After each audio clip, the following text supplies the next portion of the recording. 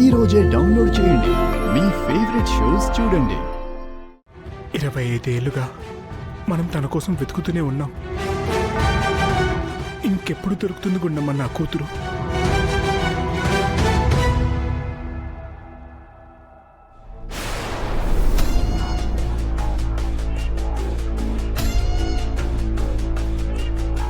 ఇప్పటికీ కూడా ఎప్పుడెప్పుడు తిరిగొస్తుందా అని ఎదురు చూస్తున్నాం.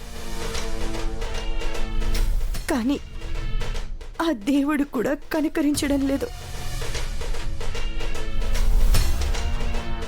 ఓహో, కూతురు కోసం ఎదురు చూస్తున్నావా? నీ కూతురు నీ దగ్గరికి రావాలా? నేనుండగా అది ఎవరో మీకు తెలీదే. మీరు చచ్చే వరకు ఈ ఆశతో చావాల్సిందే తప్ప కూతురు ఎవరో మీకు తెలీదు, తెలియనివ్వను.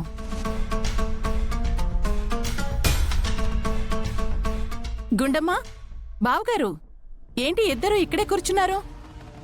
ఏదో పవర్ఫుల్ గుడికి వెళ్దామని చెప్పారు కదా, నేను రెడీ అయిపోయాను.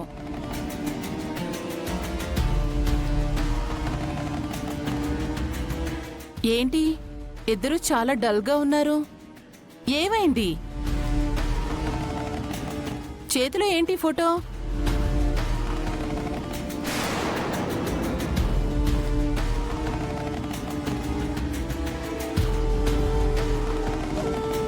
అయ్యో, ఫోటో పగిలిపోయిందే. అయినా ఇలా ఎంతకాలమని ఫోటో చూస్తూ బాధపడతారు? ఏంటో, మీరు రోజులా బాధపడ్డం తప్ప ఏం ఉపయోగం ఉంటుందని నాకేం అనిపించట్లేదు. వైష్ణవి, అవును గుండమ్మా, ఎప్పుడో తనకి ఊహ తెలియనప్పుడు ఎత్తుకుపోయారు. ఎక్కడ ఉన్నా క్షేమంగా ఉండాలి అని నేను అనుకుంటున్నాను.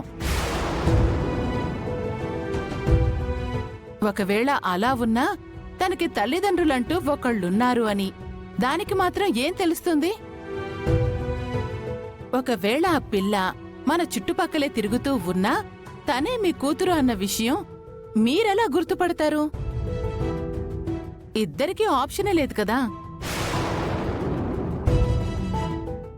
ఇంకా తను రావాలి అని కోరుకోవడం కంటే ఎక్కడున్నా క్షేమంగా ఉండాలి అని కోరుకోవడం మాత్రమే మంచిది. పదండి, ఎటో పవర్ఫుల్ గుడి అంటున్నారు కదా, ఆ దేవుణ్ణి కోరుకుందాం. మీ కూతురు ఎక్కడ ఉన్నా క్షేమంగా ఉండాలి అని.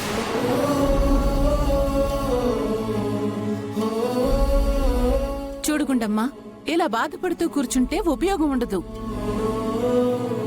పదండి.